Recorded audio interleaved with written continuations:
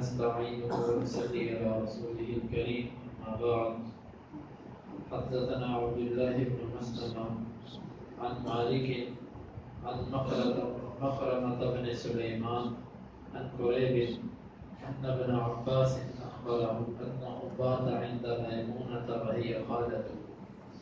فاضطجعت في عرض وسادة، واضطجع رسول الله صلى الله عليه وسلم وأهله في طولها، فنام حتى انتصف الليل وهو قريبا منه، فاستيقظ يمسح النوم عن وجهه، ثم قرأ 10 آيات من آل عمران، ثم قام رسول الله صلى الله عليه وسلم إلى شن معلقة فتوضأ فأحسن الوضوء، ثم قام يصلي، فسمعت ضده، فقمت إلى جنبه فوضع يده اليمنى على رأسي وأخذ بأذني يفتلها، ثم صلى ركعتين ثم صلى ركعتين ثم ركعتين ثم ركعتين ثم ركعتين ثم ركعتين ثم ركعتين ثم أوتر، ثم اضطجع حتى جاءه المؤذن فقام فصلى ركعتين ثم خرج فصلى الصبح۔ امام بخاری فرماتے ہیں کہ ہمیں بیان کیا عبداللہ بن مسلمہ نے وہ مالک سے، وہ مخرمہ بن سلیمان سے، وہ قریب سے کہ بے شک ابن عباس رضی اللہ عنہ نے اس کو خبر دی کہ انہوں نے رات گزاری میمونہ کے پاس، اور وہ اس ابن عباس کی خالہ ہیں۔ فاستجعت فی عرض الوسادہ، میں تکیے کی چوڑائی والی جانب لیٹ گیا۔ واستجع رسول اللہ صلی اللہ علیہ وسلم فی طولها، اور رسول اللہ صلی اللہ علیہ وسلم اور آپ کے گھر والے اس کی لمبائی والی جانب لیٹ گئے۔ فنام حتی انتصف اللیل قریبا منه، بس آپ سو گئے یہاں تک کہ آدھی رات یا اس کے قریب قریب وقت ہو گیا۔ آپ بیدار ہوئے، اپنی آنکھوں سے نیند کو یمسح النوم عن وجهه، دور کر رہے تھے نیند کو اپنے چہرے سے۔ پھر آپ نے 10 آیتیں پڑھی آل عمران سے، پھر رسول اللہ صلی اللہ علیہ وسلم کھڑے ہوئے اس مشرق کی طرف پانی کی جو لٹک رہی تھی، آپ نے وضو کیا، بس اچھا وضو کیا، پھر آپ کھڑے ہو کے نماز پڑھنے لگے۔ میں نے بھی آپ ہی کی مثال کیا، بس میں آپ کی جانب میں آ کے کھڑا ہو گیا، آپ نے اپنا دایاں ہاتھ میرے سر پہ رکھا اور مجھے کان سے پکڑا، اس کو یوں بل دے رہے تھے۔ ثم صلی رکعتین، پھر آپ نے 2 رکعتیں پڑھی، پھر 2 رکعتیں پڑھی، پھر 2 رکعتیں پڑھی، پھر 2 رکعتیں پڑھی، پھر 2 رکعتیں پڑھی، پھر 2 رکعتیں پڑھی، پھر وتر پڑھا، پھر لیٹ گئے یہاں تک کہ مؤذن آیا۔ اس نے کہا اللہ کے نبی سے سب کھڑے ہوئے، آپ نے 2 رکعتیں پڑھی، پھر آپ نکل گئے اور آپ نے صبح کی نماز پڑھائی۔ یہ پوری حدیث 12 مرتبہ پہلے گزر چکی ہے۔ امام بخاری رحمۃ اللہ علیہ اس حدیث کو یہاں پر اس لیے لے کر آئے ہیں کہ وہ یہ بتلانا چاہتے ہیں کہ نبی صلی اللہ علیہ وسلم نے رات کی نماز 2 رکعتیں کر کے پڑھی ہے، 4 رکعتیں نہیں پڑھی، حتیٰ کہ 3 وتر بھی نبی صلی اللہ علیہ وسلم نے اکٹھے نہیں پڑھے، وہاں پر بھی 2 رکعتوں کو علیحدہ کیا اور پھر آخر میں 1 وتر پڑھا۔ یہ امام بخاری کی مراد ہے کہ رات کی نماز 2 رکعتیں اور وتر علیحدہ کر کے پڑھنا، 1 وتر پڑھنا، یہ نبی صلی اللہ علیہ وسلم کا طریقہ تھا۔ اب آئیے اس حدیث کی وضاحت کے بارے میں۔ اس حدیث سے چند باتیں معلوم ہوئی۔ پہلا تو یہ ہے کہ نبی صلی اللہ علیہ وسلم نے اس کے بعد دوسری سندوں میں آتا ہے کہ عباس سے وعدہ کیا تھا کہ میں تمہیں اونٹ دوں گا، ویسے ہی تحفہ دوں گا، ہدیہ دوں گا۔ تو جو وعدہ مقرر کیا اس کے مطابق عباس رضی اللہ عنہ نے اپنے بیٹے عبداللہ کو بھیجا کہ جا رسول اللہ صلی اللہ علیہ وسلم سے کہہ کہ آپ نے جو میرے سے وعدہ کیا تھا وہ میرے اونٹ مجھے دے۔ ابن عباس رضی اللہ عنہ جب مسجد میں آئے تو مغرب کی نماز کا وقت تھا، یہ انتہائی زیرک بچہ تھا، میں اس وقت کے اعتبار سے تو بچہ کہہ رہا ہوں، مگر نہ ہو تو ہمارے امام اور ہماری آنکھوں پہ، ہمارے سب آنکھوں پر یہ انتہائی زیرک تھے بچپن میں بھی۔ جب آئے مسجد میں نبی صلی اللہ علیہ وسلم مغرب میں مشغول تھے، مغرب کے بعد یہ آپ کے پاس نہیں آئے، آپ ذکر اذکار کرتے رہے، اس کے بعد آپ کھڑے ہو کر آپ نے نوافل شروع کیے۔ نفل جب شروع کیے تو یہاں تک کہ عشاء کی اذان کا وقت ہو گیا۔ تو یہ اتنے باادب تھے کہ انہوں نے اللہ کے رسول سے بات نہیں کی، بیٹھے رہے۔ اور انہی کے بارے میں آتا ہے ابن عباس کے بارے میں کہ جب یہ کبار صحابہ سے علم حاصل کرنے کے لیے جایا کرتے تھے، ان کے دروازے پر دستک بھی نہیں دیتے تھے، حالانکہ یہ ہاشمی نبی صلی اللہ علیہ وسلم کے سکے چچا زاد بھائی عباس رضی اللہ عنہ کے بیٹے دروازے پہ دستک بھی نہیں دیتے تھے کہ استاد کا احترام اتنا ہے کہ وہ میرے تکلیف نہ اس کو ہو میرے سے، بیٹھے رہتے۔ جب وہ خود اپنی کسی حاجت کو باہر نکلتا تو اس کو کہتے کہ اس طرح، تو استاد پھر پریشان بھی ہوتا کہ عبداللہ تم نبی صلی اللہ علیہ وسلم کا چچا زاد بھی ہے اور تو ہاشمی بھی ہے، تو ہم سے کہہ دیا کر، دروازے پہ دستک دیا کر۔ لیکن یہ احترام تھا ان کا، وہی احترام بچپن میں بھی ان کے مزاج میں ہے کہ نبی صلی اللہ علیہ وسلم نماز پڑھ رہے چپ کر کے بیٹھے ہیں بیٹھے ہیں بیٹھے ہیں، حتیٰ کہ عشاء کا وقت ہو گیا، نبی صلی اللہ علیہ وسلم نے عشاء کی نماز پڑھی، پڑھنے کے بعد گھر آ گئے۔ اور اس دن باری بھی میمونہ رضی اللہ عنہ کی تھی، اور میمونہ ان کی سکی خالہ ان کے گھر میں تشریف لائے اور آ کر نبی صلی اللہ علیہ وسلم سے اجازت چاہی اور اپنی بات کا ذکر کیا ہوگا۔ تو لیٹ ہو چکی تھی، جب نبی صلی اللہ علیہ وسلم نے پھر خدا بندی کے بیٹا تو ہمارے پاس ہی رات گزار، تو انہوں نے نبی صلی اللہ علیہ وسلم کی دعوت کو قبول کیا۔ اندازہ لگائیں اللہ ہم کتنے بڑے ہو چکے ہیں، لیکن ہم اللہ کے معاملے میں اتنے بے ادب ہیں، اللہ تعالیٰ ہمیں معاف کر دے، ہم اتنے کوتاہی میں مبتلا ہیں اللہ کے معاملات میں۔ یہ چھوٹا سا بچہ جس کو اللہ تعالیٰ خیر عطا فرما دیتے ہیں، وہ بچپن میں ہی اس کی عادتیں منفرد ہوتی ہیں۔ اس بچے نے جب نبی صلی اللہ علیہ وسلم کی دعوت قبول کی تو کہتا میں نے ساتھ ہی یہ نیت کر دی کہ میں آج نبی صلی اللہ علیہ وسلم کے گھر میں سوؤں گا نہیں، میں آپ کی رات کی عبادت دیکھوں گا۔ کیسا یعنی کہ اس کا ایک عجیب ذوق تھا، چھوٹے سے بچے ہیں، 11-12 سال کے ہوں گے اس وقت اندازے کے مطابق، یا اس سے بھی کم ہوں گے کچھ۔ تو بس عزم کر دیا کہ آج رات میں نبی صلی اللہ علیہ وسلم کی، شوق ہمارے بچوں کو بھی ہے، جب اتوار آتی ہے تو ہمارے بچے بھی ٹی وی کے سامنے کہتے ہیں آج ہم ساری رات فلم دیکھیں گے، صبح سوئیں گے، کرتے ہیں ہمارے بچے، لیکن شوق کا فرق ہے۔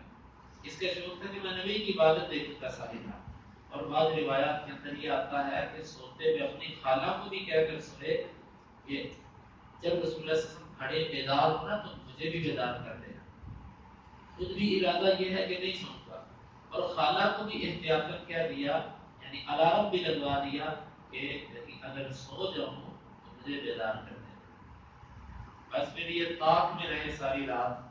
نبی صلی اللہ علیہ وسلم اٹھے اور پھر انہوں نے آپ کا سارا طریقہ بیان کر دیا، ایک سبب۔ دوسری بات یہ یہاں سے معلوم ہوئی کہ اپنے محرم جو ہوتے ہیں ان کے گھروں میں رات گزاری جا سکتی ہے، خاص طور پر جب مثال کے طور پہ کوئی بھائی آ جائے، متبادل جگہ موجود نہ ہو تو ایک ہی کمرے میں اس کو بھی سلایا جا سکتا ہے، یعنی عورت کا جب کوئی محرم ہو تو وہ میاں بیوی اور وہ مہمان ایک کمرے میں سو سکتے ہیں۔ ہاں یہ فرق ابن عباس رضی اللہ عنہ نے یہاں پر ذکر فرمایا کہ جو تکیہ تھا یہ تکیے کی لمبائی ہے اور یہ اس کی چوڑائی ہے، یہ چوڑائی اور یہ لمبائی۔ نبی صلی اللہ علیہ وسلم اور میمونہ رضی اللہ عنہ ایک تکیے پر یوں لیٹے ایک بستر میں، اور ابن عباس سائڈ پہ جو تکیے کی سائڈ ہوتی ہے اتنی سی، ادھر کو منہ کر کے، یعنی کہ ٹانگیں ادھر کو کر کے اس تکیے پہ سر رکھ کے سو گئے۔ اس سے معلوم ہوتا ہے کہ مہمان کے لیے اگر ایسا معاملہ ہو تو یعنی کہ جو بچہ ہو ایسے مہمان کو قریب بھی سلایا جا سکتا ہے، بشرطے کہ وہ محرم ہو اور یہ سب معاملات ہو۔ اور نبی صلی اللہ علیہ وسلم نے کچھ باتیں کی اپنے گھر والوں کے ساتھ اور محتاط انداز میں، کیونکہ جب کوئی اولاد بڑی ہو جائے، جوان ہو جائے تو والدین کو اس چیز کا خیال کرنا چاہیے کہ وہ اپنے حقوق یا اپنی باتوں میں بچوں کا بڑا خیال رکھیں، بچوں کے سامنے ایسی باتیں نہ آئیں، بچوں کو ایسی کسی بھی یعنی کہ ان کی حرکات کے بارے میں علم نہ ہو، یہ بڑا ضروری ہے۔ بعض روایت میں یہ آتا ہے کہ اس رات نبی صلی اللہ علیہ وسلم نے بڑا محتاط کی، تو پھر نبی صلی اللہ علیہ وسلم سو گئے اور یہ بھی سو گیا۔ حتیٰ کہ آدھی رات گزر گئی یا اس کے قریب گئی، معلوم ہوتا ہے کہ یہ سوئے نہیں، تبھی رات کا اندازہ لگا لیا، جاگتے ہی رہے۔ نبی صلی اللہ علیہ وسلم جب اٹھے تو آپ نے اٹھتے اپنی آنکھوں سے نیند ملنا شروع کی۔ نبی صلی اللہ علیہ وسلم کی عادت مبارک تھی کہ آپ اپنی آنکھوں کو اٹھ کر ان سے نیند دور کیا کرتے۔ نیند عام طور پر آنکھوں پر ہوتی ہے، تو یہاں سے آپ اپنا یوں ہاتھ پھیر کر اپنی نیند دور کیا کرتے تھے۔ تو جب نیند دور کی پھر اٹھے، پھر آپ نے 10 آیات پڑھی آل عمران کی۔ سورہ آل عمران کی جو آخری 10 آیات ہیں، اِنَّ فِي خَلْقِ السَّمَاوَاتِ وَالْأَرْضِ وَاخْتِلَافِ اللَّيْلِ وَالنَّهَارِ لَآيَاتٍ لِأُولِي الْأَلْبَابِ۔ اگر ہمیں ترجمہ سمجھ آتا ہوتا تو ہمیں پتا ہوتا کہ ان 10 آیات میں کیا چیز ہے۔ اس کو ترجمہ آتا کہ جب بھی یہ آیات منہ پر آتی ہیں تو ایک مرتبہ غافل انسان بھی ہو تو تھوڑا سا وہ ہلتا ہے۔ جب نبی صلی اللہ علیہ وسلم اٹھ کر ان 10 آیات کو پڑھا کرتے تھے، 10 آیات کو پڑھا، پڑھنے کے بعد پھر آپ صلی اللہ علیہ وسلم کھڑے ہو کر آپ گئے، بعض روایات کے اندر آتا ہے یہ آسمان کی طرف منہ کر کے ایسے اوپر اٹھا کے چہرہ یہ 10 آیات پڑھا کرتے تھے۔ پڑھنے کے بعد آپ نے مشق گھر میں لٹک رہی تھی، اس کے پاس آئے، وہاں سے پانی پیا اور اچھے طریقے سے وضو کیا۔ دیگر روایات میں وضاحت ہے قضائے حاجت وغیرہ کر کے پھر آپ کھڑے ہو گئے وضو کرنے کے بعد، پھر آپ نماز پڑھنا شروع ہوئے۔ عبداللہ بن عباس کہتے ہیں میں نے بھی اسی طرح کیا جس طرح نبی صلی اللہ علیہ وسلم نے کیا تھا، آنکھیں بندی، 10 آیتیں پڑھی، مشق کی طرف گیا، وضو کیا، آ کے میں آپ کے ساتھ کھڑا ہو گیا۔ بس میں آپ کے پہلو میں کھڑا ہو گیا۔ دوسری روایات میں آتا ہے کہ میں آپ کی بائیں جانب کھڑا ہو گیا، آپ نے مجھے گھمایا، پیچھے سے گھما کر مجھے دائیں جانب کیا، اور رات کا اندھیرا تھا، نرمی اور شفقت، کیونکہ استاد کو چاہیے، بڑے کو چاہیے کہ جب وہ بچے کی اصلاح کرے، خاص طور پر ایسے شوق والے بچے کی، تو ایسے انداز سے اس کی تربیت کرے کہ اس کی حوصلہ شکنی نہ ہو۔ نبی صلی اللہ علیہ وسلم نے لاڈ اور پیار کے ساتھ یوں کان کو یوں کیا، جیسے کان کو لاڈ کے ساتھ ہم پیار سے یوں مروڑتے ہیں، یوں کرتے ہیں، تو پیار سے آپ ایسے ایسے اس کے کان کو کرنے لگے کہ رات کے اندھیرے میں یہ ڈر نہ جائے، پیار کے ساتھ اس کو یہ ظاہر کروایا کہ نرمی والا معاملہ ہے۔ تو یہ آپ نے اس کو گھما کے دائیں جانب کے، پھر آپ نے یہاں پر 12 رکھتے پڑی، دو دو کر کے، دو دو دو دو دو دو 12 رکھتے جب بن گئی، پھر آپ نے ایک وتر پڑھا۔ نبی صلی اللہ علیہ وسلم کا معمول جو رات کی نماز کا ملتا ہے وہ زیادہ سے زیادہ 13 رکعات کا ملتا ہے، وہ یہاں پر ذکر ہے 13 رکعات دو دو کر کے۔ پھر آپ کا زیادہ معمول جو تھا،